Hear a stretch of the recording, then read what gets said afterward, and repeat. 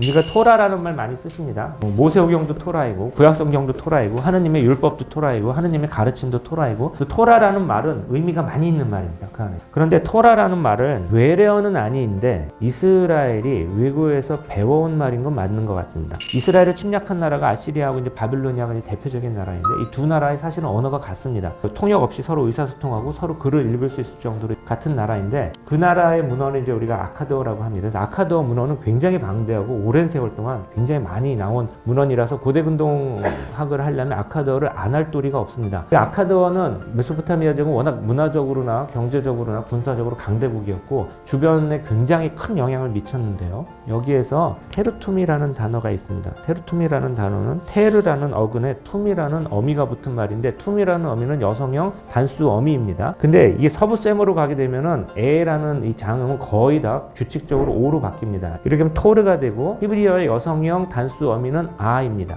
테르툼이나 토라는 하나는 동부셈으로 얘기한 거고 하나는 서부셈으로 얘기한 거라서 형식이랑 의미가 거의 같은 말입니다. 근데 테르툼은 어떤 말이냐? 대표적인 아카드어 사전에서 찾으면 메시지, 정보, 보고, 지시, 명령 뭐 이런 얘기인데 히브리어 토라하고 거의 같습니다. 이게 어떤 말이냐? 자기가 신한테서 어떤 의미를 받잖아요. 그 신이 너는 이 땅을 잘 다스려라 라고 해서 그 왕한테 뭘 줍니다. 신탁을 주죠. 그게 테르툼입니다. 그래서 테르툼은 법이라는 의미도 있습니다. 왜냐? 모든 법은 함무라비 법전도 그렇지만 신에게서 받은 것이기 때문에 너는 이 땅을 잘 다스려라서 어떻게 다스릴까요? 그러면 이런 법을 선포해라. 신을 섬겨야 되고 사람을 죽이면 안 되고 도둑질을 하면 안 되고 그런 법을 쭉 얘기합니다. 그래서 테르툼은 법, 정의 이런 의미도 있고요. 신의 가르침이니까 가르침이라는 의미도 있습니다. 모세가 시나이산에서 하느님한테 테르툼을 받은 겁니다. 그거를 히브리식으로 토라라고 이야기한 것이죠. 그러니까 모세가 하느님한테서 시나이산에서 받아서 모세가 네 백성을 이제 이집트 탈출한 백성을 너희가 이제 잘 다스려라. 어떻게 다스릴까요? 하느님의 뜻대로 다스려야 된다. 근데 하느님의 뜻이 무엇입니까? 이제 그 법률을 준 것이죠. 이렇게 신을 섬겨야 되고 부모님 섬겨야 되고 살인하면 안 되고 이런 게 나온 것이죠. 그래서 테르툼의 내용과 사실은 토라의 내용은 같습니다. 메소포타미아의 임금들은 신의 명령 테르툼으로 이 땅에 실현하는 통치자를 자처했습니다. 메소포타미아에서는 임금은 신적 정의를 지상에 펴는 자였고 임금도 그 정의를 따라야 한다는 점이 강조되었습니다.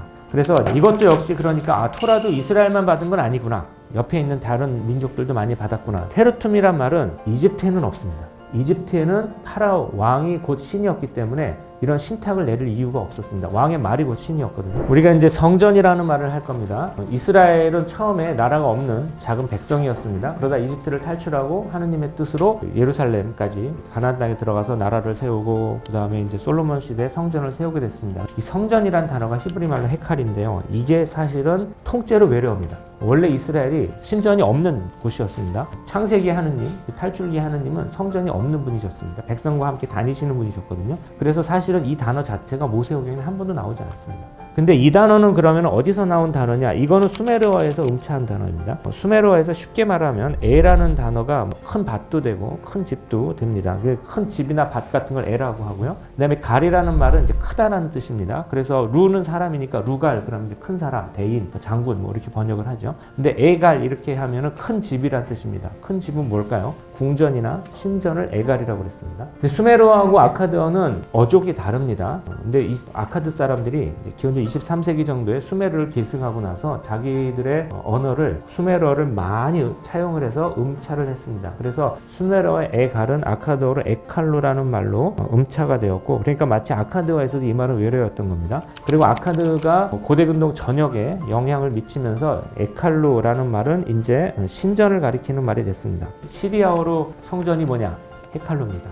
아카드어로 뭐냐? 당연히 에칼루입니다. 히브리어로 뭐냐? 헤칼입니다. 전부 신전이라는 용어가 고대근동 전역에서 비슷합니다. 왜냐? 하나의 단어에서 출발해서 퍼져나왔기 때문입니다. 고대근동 세계에 종교적으로 매우 전문 용어였던 겁니다. 그래서 헤칼이 퍼져나갔을 때 성전의 운영, 성전의 건축 방식, 성전에서 일하는 어떤 관행들도 같이 함께 퍼져나갔을 것이다 라고 추측을 합니다. 그래서 사실은 성전의 구조라든지 이런 것이 지금은 거의 남아있는 게 집터밖에 없는데요. 그런 것들이 거의 좀 비슷합니다. 이스라엘도 그런 영향을 받았는데 사실은 그렇게 보면 솔로몬이 나라를 세우고 나서 우리도 성전을 지어야 되겠다. 성전이 뭡니까? 우리가 한 번도 지어본 적이 없는데. 나라라는 것도 처음 지어보는데 군사적인 제도, 그다음에 어떤 관리적인 제도 이런 것도 한 번도 없었던 백성입니다. 이런 것을 처음 만드는데 외래어 것을 많이 수용을 했습니다. 그때 수용한 것 중에 많은 외래어가 이스라엘에 많이 들어옵니다. 그래서 근데 히브리어로 사실은 하느님의 집이라고 바이트 아도나이라는 단어가 있습니다. 그리고 그렇게 쓰기도 합니다. 그래서 만약에 주님의 집이라고 해서 바이트 아도나이를 쓰면은 그게 이제 우리가 이스라엘이 자기네 고유한 어떤 성전을 그렇게 부르면 되죠.